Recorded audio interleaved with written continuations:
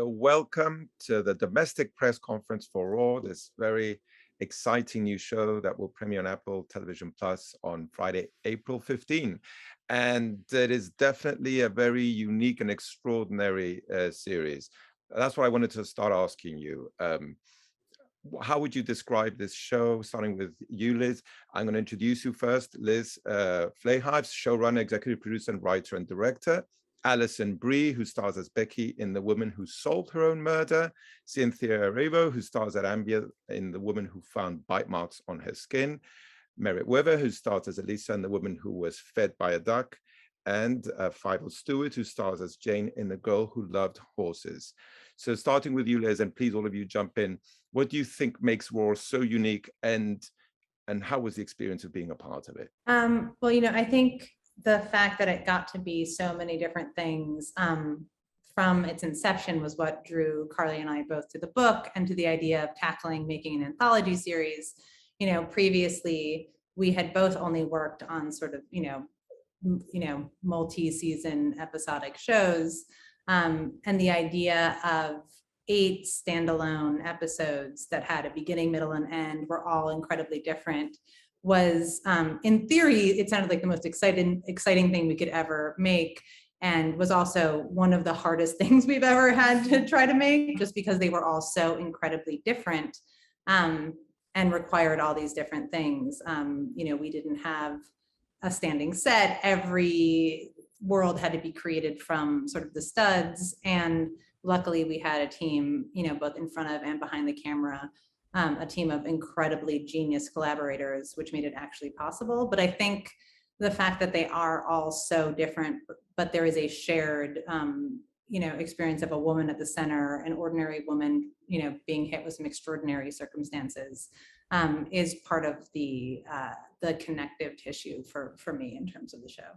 I think something that, just to continue along those lines, that makes the show so interesting is how tonally different it is as a whole, and also individually. Like, each episode explores a different genre, but also within each episode there are many facets to the tone, and there's a bit of dark humor and drama and horror and intrigue that's also filled with so much insight and commentary on the female experience. It truly was unlike anything I had ever read before, or seen before, I think. And that was part of the joy of working on it. It was sort of figuring it out as we went along, which was really fun. I feel like even when I read it, I was like, ooh, this is exciting. And I don't really know what it is. Like, it really took hands-on collaboration of being in the moment. And Liz and Carly are so great with this. And as Liz said, so many great collaborators on set.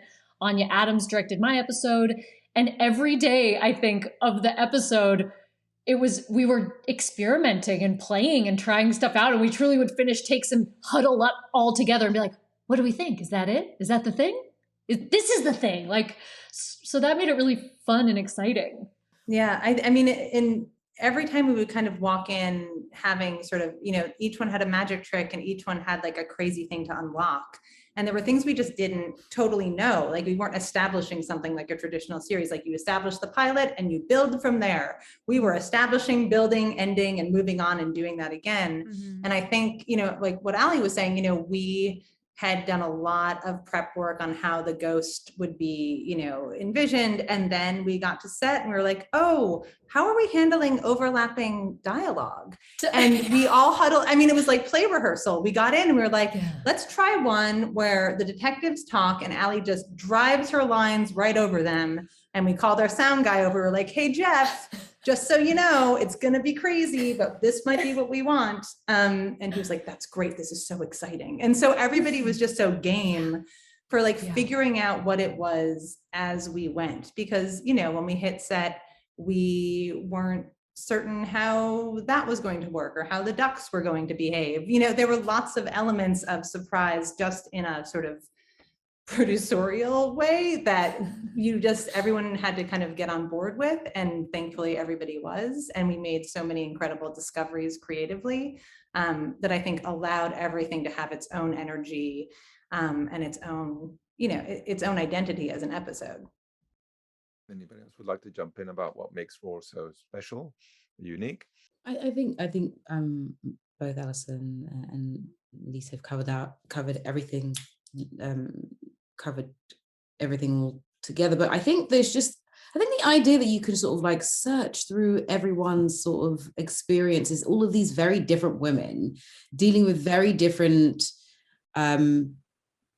moments in their lives, because it feels like we're sort of like seeing a snapshot of each of these women's lives. And I think that the way it's been handled, the fact that somehow we managed to sneak the humor in to all of them somewhere, really feels great. I've never done anything like that. I don't think I've done any dark comedy before, and I don't think anyone has given me the chance to sort of stretch those chops a little bit. And I liked that it was a challenge for me. I liked that, having to be on set with bite marks on my skin and pretend like it's oozing and I can see the whole thing coming up to falling apart, and like all of the threads pulling at the edges of the extremes of it all, and sort of trying to figure out how to make it as grounded as possible, knowing that we're in this ludicrous situation, was for me like kind of awesome. I had never read a script like it before. I had never been able to combine all of these different aspects of a person together in one character. And so I think that the fact that you get 8 different versions of that is really kind of awesome. Yeah. Well, following up on what you're saying, Kate Hahn from TV Insider asks you, Cynthia, can you describe what Ambi is going through and what that says about trying to be a working mother? Can I describe what Ambi is going through? In one word? Don't make it more challenging. Use as many words as you'd like, I say. I mean, she's going through a lot. It is what it is. She's going through a lot. But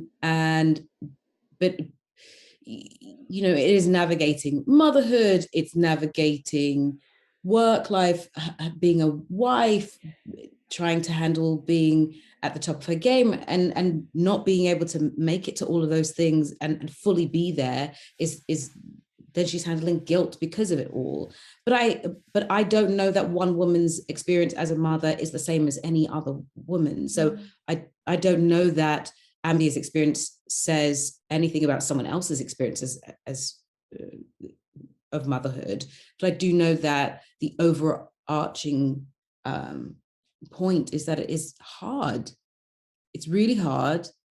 It sometimes is not particularly rewarding, but then you find the light at the end of the tunnel, and something about being able to have her kids, to have her life, though it is difficult, something keeps her coming back. But it does say that there are women out there who are struggling and figuring it out as much as they possibly can, and that empathy is needed and space and help is needed. And we are not always good at asking for it because we haven't historically been told that we can. And I think that there's something really special about this episode that says you should ask for help if you need it, and no one's going to think any the worse of you. Like you, a mother has the right to ask for help where she needs it. And I think what was wonderful about this is that I was surrounded by, I'm not a mother myself, but I was Liz, and I think it was Carly pregnant at that point. Carly had actually just come back to work. She had had a baby during her second child during the pandemic, and had, I think, a 6 or 7 month old at the time. When we wrote the episode, I had 2 smaller kids. By the time we filmed the episode, she had 2 smaller kids. Right. And Rashida also has a young child. I think Q-Tran. Is it 2? I think he's a little older than, I thought he was like 4. 2 or 3. But we were filming, it was so wild because I remember when we were filming that sequence in the hospital where you're wandering the halls. Yeah. We were there late, and we were all talking, and then at one point Carly and Rashida and myself and Q all had to go into a corner and call our kids and say goodnight because we weren't going to be coming home. And it was like one of the things we're like, oh, okay. And then we all came back. We're like, yeah, it's really hard, but also like, this is a great episode. Like it was so sort of, it was like a balm because we were all, you know, just so proud of the thing we were exploring, and Cynthia's performance was so gorgeous, and we were surrounded by all these other extras who were covered in their own bite marks. So the externalization of the experience was actually kind of cathartic, I think. I'm glad that that's how you were feeling, because I definitely was like acutely aware that as someone who wasn't yet a mother, I was in an episode surrounded by mothers. So I really was sort of like, I hope what I'm giving them is something that they can be proud of, and something that is familiar and truthful for one thing. That scene that we shoot towards the end, where she sort of explains what she's feeling and how she's felt. I remember feeling like I had been feeling like I had like a massive hug that was surrounding me, just because it was such a vulnerable moment, but it also, I felt like it was one of those moments where I got to be the voice for a lot of people who haven't been able to say what they're genuinely feeling. No, I think it was an incredible moment too, because I think it was also one of those moments where you just had, and I feel this a lot when those sort of moments happen, especially in sort of female stories. You look behind the monitor and it's also a gaggle of women having, like Cynthia is, you know, just doing brilliant work, and then I turn around and like Carly's crying, and our AD Sally Sue is like, I never cry, and I'm like, it was such a, and there's just something, and then you look and there's just a sea of these women surrounding Cynthia in the scene. It was like, there are those moments of meta magic that I think happen, which are so cool, and just lucky when you get to have them creatively. So I loved that scene. Yeah. I really loved that scene. Thank you. Yeah.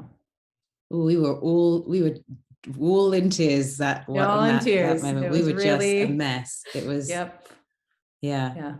So Alison, you have a question from Carissa Liver from TV Fanatic. She says, each story in Raw has a unique female-driven perspective about issues directly affecting women. How does the woman who solved her own murder add to that discussion? Well, you know,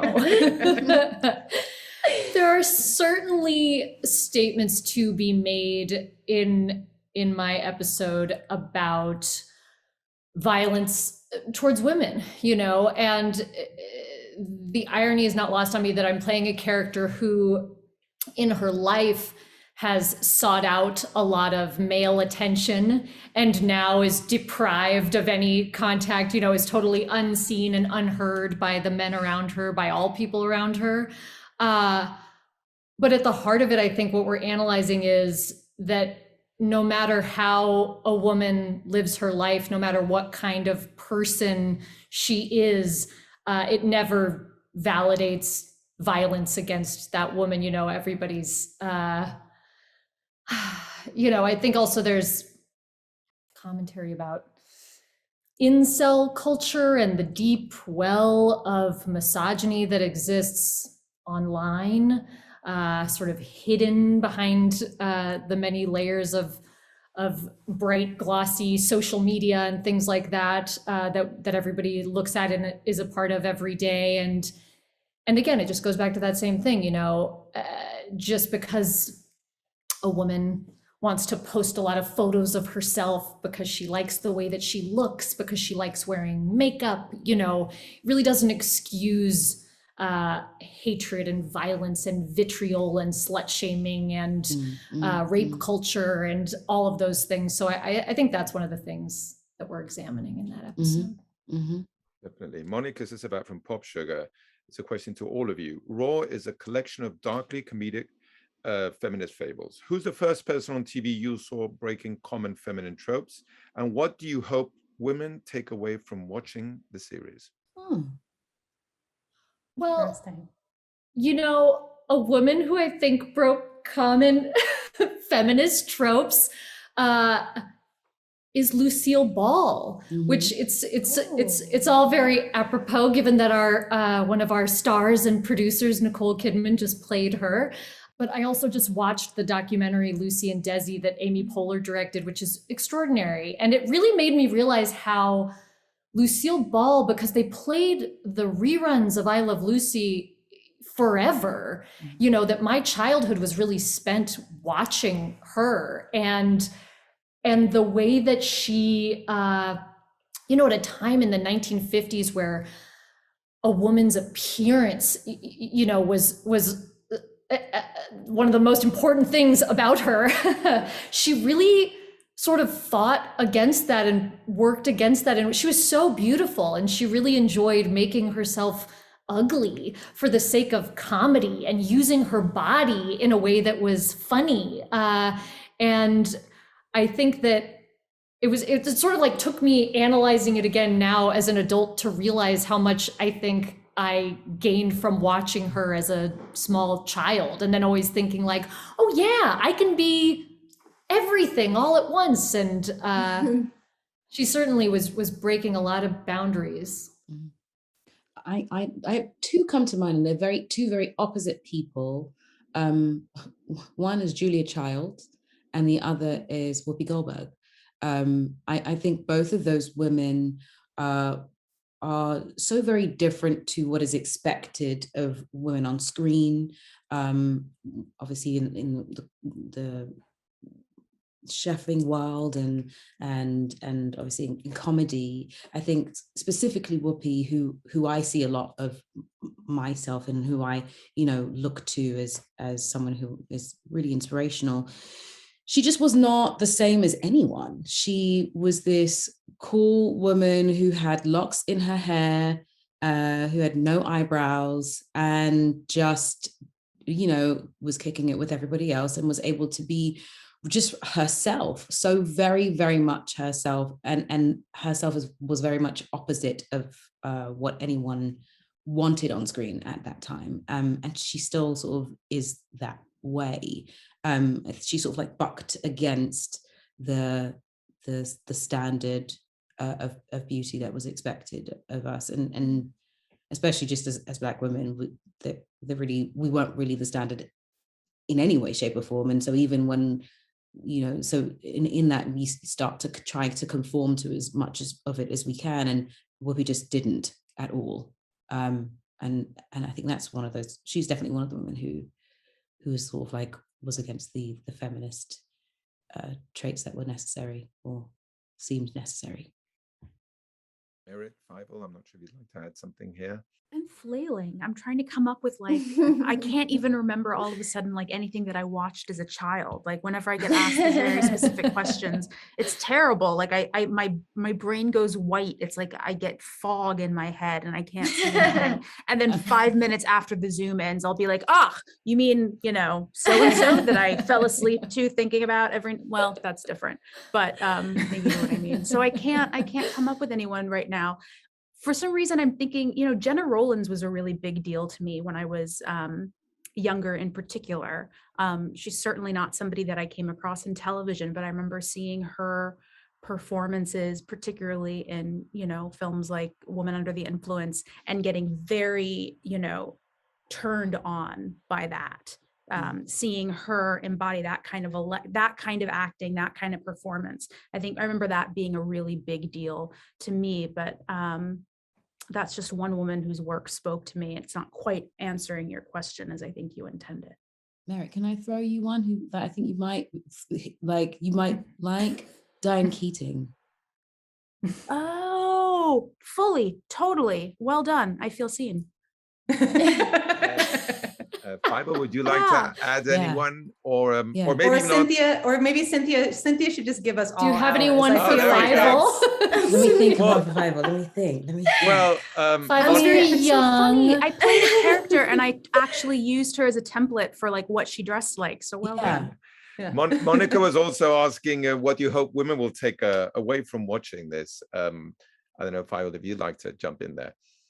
I hope that they feel encouraged to just listen to how they feel. I mean, I know that for my episode, Jane knew exactly where she needed to go and what she needed to do in order for her to feel satisfied in her life. Something that she loved was taken away from her.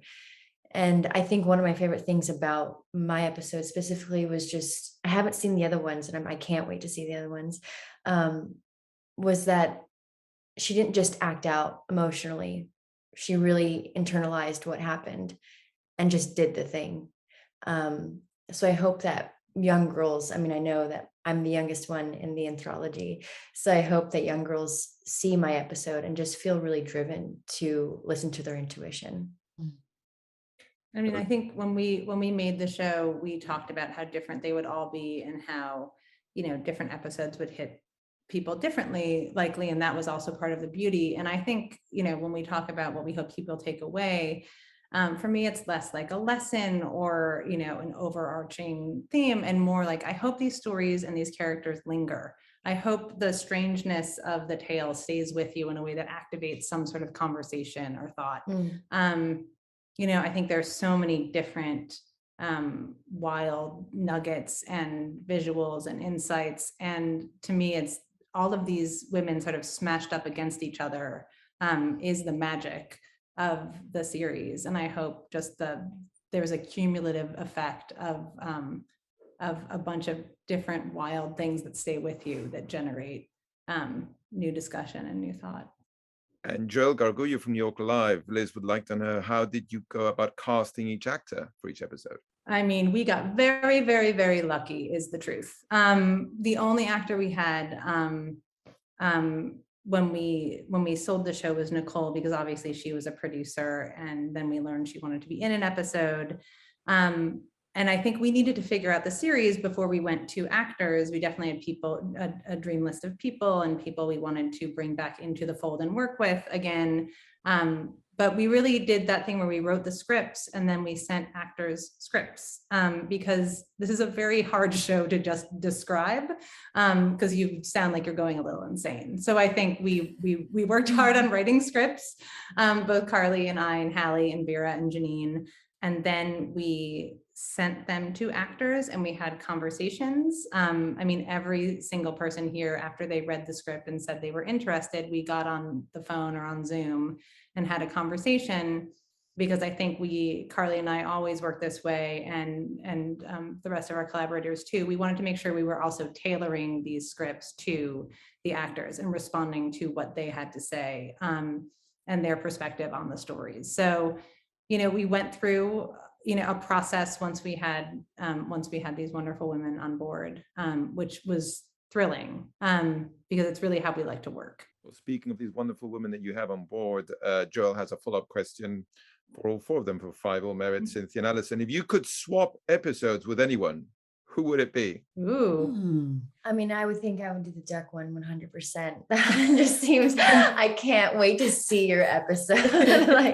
Now that Merritt's told us all how amazing it was working with that duck, I think we're all a little bit jealous and curious. I've worked with some animals in my time, but never a duck. Never like that. Never a Justin Timberlake. It sounds very sexy, mysterious. No, I feel like it's like a toss up between the woman who ate photographs, so Nicole's episode, just because I'm like, what is the logistically for me, I'm like, that would have been fun to figure out. And simply because I love Mira Sayal, it would probably be the woman who returned her husband. Is that's what it's called, right? Yep.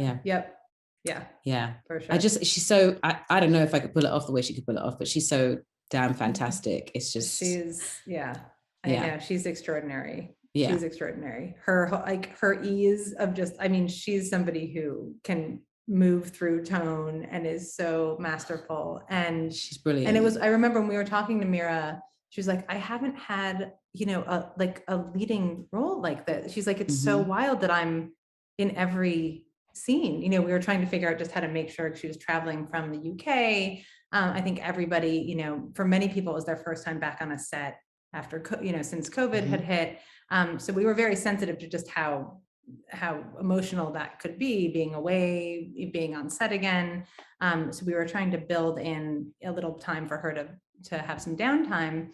And I was like, I'm sorry, we can't do more, but you're in every scene. She's like, I know, I realized that yesterday. And it was both incredibly shocking and really thrilling to be so central. And I'm like, she's so extraordinary. And I think that's the thing that you realize. You're like, oh, how is that? Like, that is, I think, insane that It's a she's, travesty. it's a Yeah. travesty.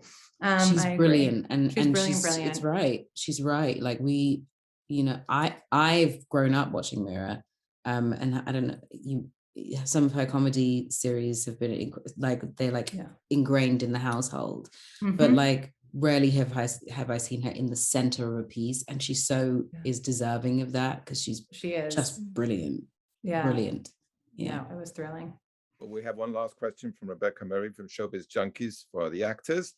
What did you latch on to when approaching your characters? And did your process change given the short amount of time in which each story is told? Yeah, for me, I feel like my way into the character was sort of about her actions and her tactics, I guess, in which she was trying to be seen and heard throughout the episode, and could sort of probably relate from different times in my life and in my younger life as a teen and in my 20s, of the different ways in which I probably went about trying to get attention, and what she does when that doesn't work. And then on set, a lot of that did change, and was a really interesting process, because I mean, and it's the beautiful metaphor of this show, is that like my character's challenge in the episode was also my biggest challenge, which was acting with people who literally don't look at you or acknowledge you, and sort of trying to find your way through these scenes with very giving and attentive scene partners, but who, were all hemmed in by the story itself. I remember taking a walk with a friend, and we thought, this is such a funny, like overheard in LA moment, where my friend was asking me if I had good chemistry with Hugh Dancy, who's in my episode. And I said, well, it was sort of hard for us to have chemistry, because my character's a ghost. Which she was like, anyone walking past us right now, that's such a funny actory comment to say. But I will say that was a funny challenge of the episode, of sort of being on an island, even though you're surrounded with people, and a lot of that is what the episode is about. So it was also the fun of it, I guess. Merit, how did you find your way into the character? It wasn't any different than I think it always is for me. Like, I just go to the material, and that's where I begin, and I start digging in, and I try to find my way. But I think one of the most striking features of this whole experience for me was like coming back to my first job, pretty much post-COVID.